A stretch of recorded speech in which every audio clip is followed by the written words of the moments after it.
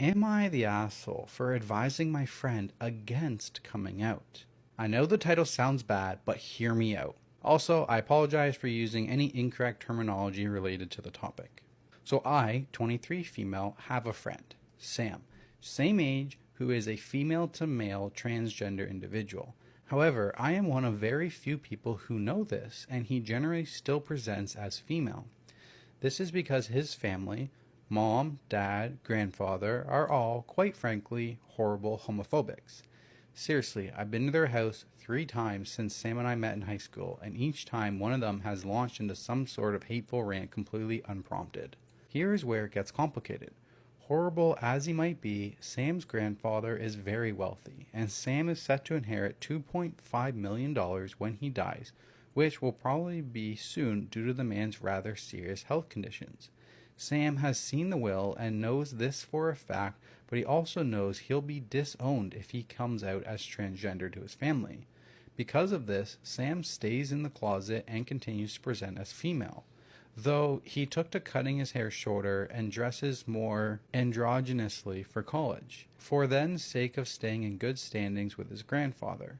Sam has always been very open about his plan to fully come out and deal with the consequences after he has the money. But today, at 5:30 in the morning, Sam called me and woke me up to tell me that he was considering coming out to his family soon, and that he thought it was dishonest to continue to lie for the money but asked for my advice. I was shocked, but honestly told him I thought it was a bad idea. I explained that $2.5 million would allow Sam to finally live his dream life, pay off all student debts, get a sex change surgery, maybe get a house, etc. Then I pointed out that Sam would almost certainly be thrown out of the house for doing so. He still lives with his parents for some complicated reasons, and he wouldn't be able to stay with me if that happened because on top of living in the one-bedroom apartment, I babysit my 6-year-old immunocompromised younger brother twice a week, and I cannot risk cross-contamination from Sam, who is an essential worker. I also wasn't shy about making my opinion that his family wasn't worthy of honesty extremely clear. Anyway, after I was done explaining all of this, Sam just burst into tears before hanging up. I was confused, but it was only 5:45, so I just rolled over and went back to bed.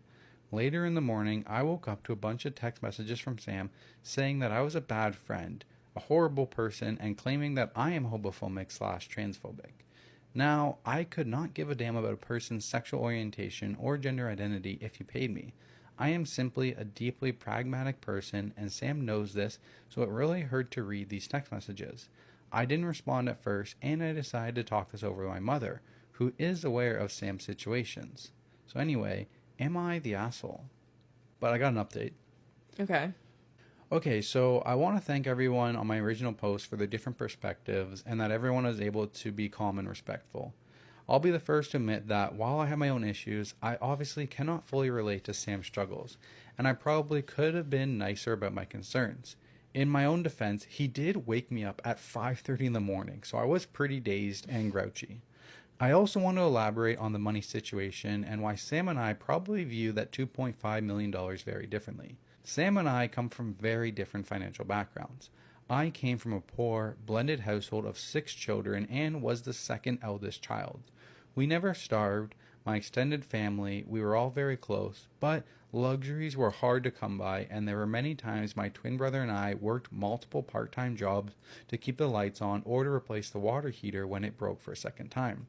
I was only able to attend the same private schools as Sam was because of merit-based scholarships. I, and my family as a whole, am in a much better position now, money-wise, as I work 2 well-paying jobs, one of which is footing the bill for me to get my doctorate degree, but I still have a lot of money-related anxiety. Sam, however, has always been rich, and while his family are all pricks, they have never hesitated to spoil him financially. I used to call him a Visa kid, which is like a latchkey kid, but with his father's Visa card, which he has free to use on whatever he wants. Sam never bragged about having vastly more money than I did, but there are definitely times when he was accidentally insensitive about it. He once commented on how run down my house was after seeing where my stepdad had patched up some leaky pipes with neon duct tape, for example. Despite this, Sam usually had dinner at my house about twice a week. oblivious to the fact that my parents budgeted for each meal very carefully, and him being there was honestly an inconvenience. They both felt bad for him though and never said anything. Currently, Sam has a well-paying job as a hospital lab tech, but has no real savings and is, in general, terrible with money. He has no idea how to budget because his family has always paid for everything, and the only reason he has student loans is because they refused to pay for some study abroad that Sam wanted to do. When I said he still lives at home, what I actually meant is that he lives in his parents' guest house completely rent-free. They even buy his groceries for him, so the money he makes from his job is basically spent on video games, clothes, and collectibles. My point is that Sam could definitely afford to live on his own / be financially independent if he wanted to, but I'm genuinely concerned how he'd take the downgrading it would require. Anyway, on to the update.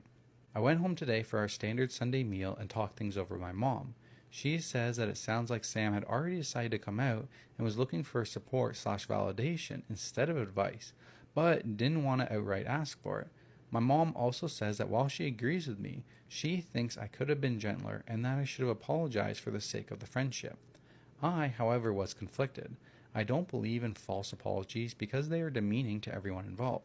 I also don't like that Sam was fishing for validation and support instead of just asking for it because I think that is manipulative. As I've said before, I'm a very pragmatic individual and think it would be foolish to give up so much money when you are so close to getting it. Still, I also don't know how it has been for Sam to keep such a big part of himself a secret for so long, so I thought about all the comments left in my original post and what my mom said and eventually decided to send Sam an email saying the following. 1. I stand by what I said earlier and I think the advice I gave was solid even if it wasn't what he wanted to hear. 2. I was sorry if what I said hurt him and that hadn't been my intentions at all. 3. That I would, of course, stand by and support Sam if he made the choice to come out, as it was his choice. 4. But I also thought he should make sure he was both physically, emotionally, and financially stable before doing so. 5. I sent him the information for the mental health clinic I go to, which is offering 3 free Skype sessions with a counselor to help people cope with quarantine, and suggested Sam talk things over with one. 6. I also suggested he get his important personal documents together.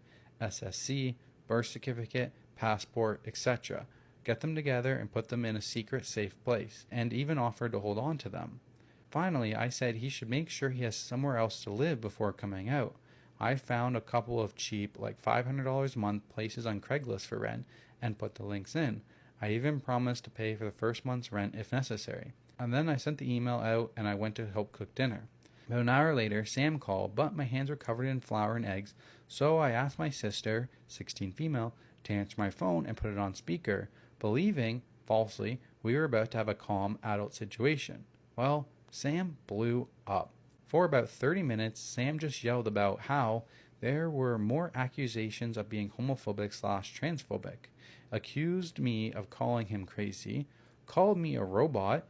This one hurt the most, silly as it sounds, as I am on the autism spectrum and have a hard time with understanding / expressing emotions in general, which I'm very sensitive about. He also said he'd never move into any of those apartments I suggested because they were trashy, and wondered why he couldn't just stay with me. I tried to explain about my little brother again, only to be told, and I quote, "Why are you so worried about that brat? He isn't your kid. Just forget about him right now." Then Sam hung up again, and it was Sis's turn to blow up.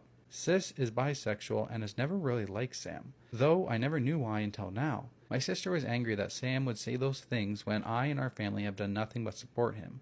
She said that throughout our years of friendship, it has always been me supporting Sam, and never the other way around, despite having my own issues. I tried to argue, but my sister reminded me that after I had extensive eye surgery in high school to hopefully prevent me from going blind before 30, Sam couldn't be bothered to drop off my schoolwork or drive me to a checkup when no one else was available. She compared that to when I had to leave my important work dinner to pick up drunk Sam from a gay bar, or when Sam got angry when I decided my older brother's wedding was more important than going to an LGBT plus event on our college campus with him. Honestly, my sister has given me a lot to think about. Sam is an important friend to me. I obviously want the best for him, and I'm hoping that this is all just stress from the current global situation boiling over or something. But my sister is right in that Sam has spent years expecting to be my number one priority and using me as an emotional crutch. I'm going to give things a few days and see how they turn out. Any thoughts would be greatly appreciated. Am I the asshole for refusing to attend my best friend's wedding after she replaced me as maid of honor because I'm, quote, too fat, parentheses, I'm pregnant, and asking her to pay me back for everything?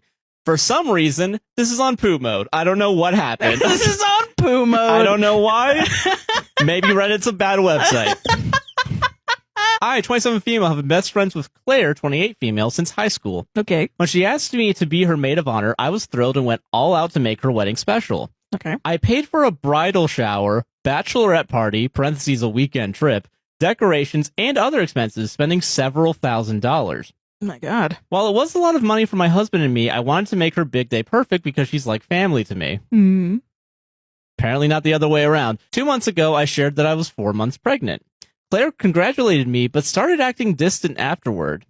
She excluded me from conversation about the wedding and made passive comments about how, quote, hard it is to coordinate when people are, quote, distracted. I brushed it off thinking it was wedding stress. Yeah.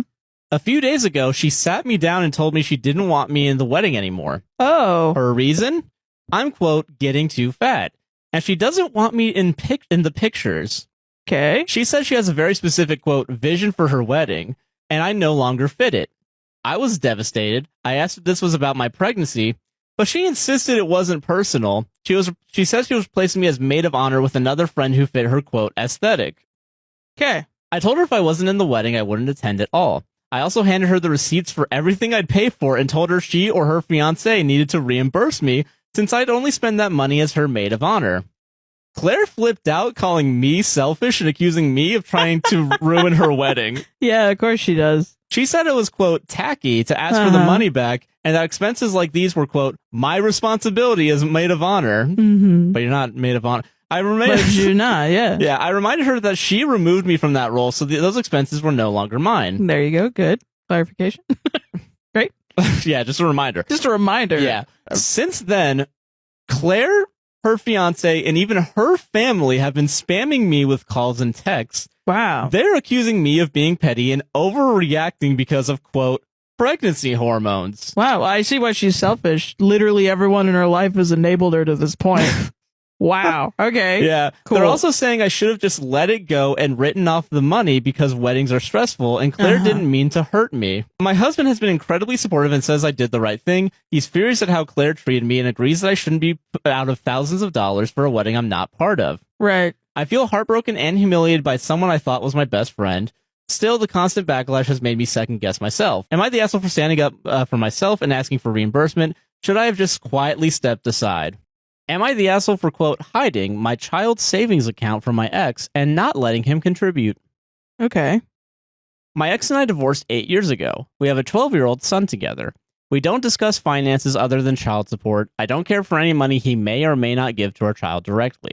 Okay. Years ago, I opened a savings account for my kid. I religiously transfer a set amount plus child benefit into it every single month. Okay. I also put some, quote, loose change in there whenever I can. Okay. My kid knows of this account and gets to decide if any monetary gifts from family and friends are to be spent immediately or added to his growing savings. Okay. He doesn't keep tabs on the account, but has a rough idea of how much he, quote, gets every month and how much he's got already. My son must have told my ex about the account because my ex approached me about it. He asked to see the account. I refused. He asked to at least know the exact amount, parentheses, he has a rough idea. I refused. I don't see the point. He asked to contribute and become a, quote, co-owner, as in the account is to be from mom and dad. I asked if he'd like to make a big initial payment. He doesn't, as he doesn't have, quote, that kind of money to just throw into an account nobody can access for years. He just wants to join in now and throw in some cash here and there, but the amount that's already been in there is to be overlooked. I refused. He told me that I can only afford that thanks to his child support contributions. I told him that the child support is his duty and is spent on our son's current needs, not for him to hold it over my head. He called me a jerk for not telling him about the account when I first opened it because he's now, quote, 8 years behind and won't be able to match it, and it'll look bad when my kid grows up and only gets my support. Okay. I told him that it's up to him whether or not he invests in our child's future. He still has a long time to save something if he so wishes.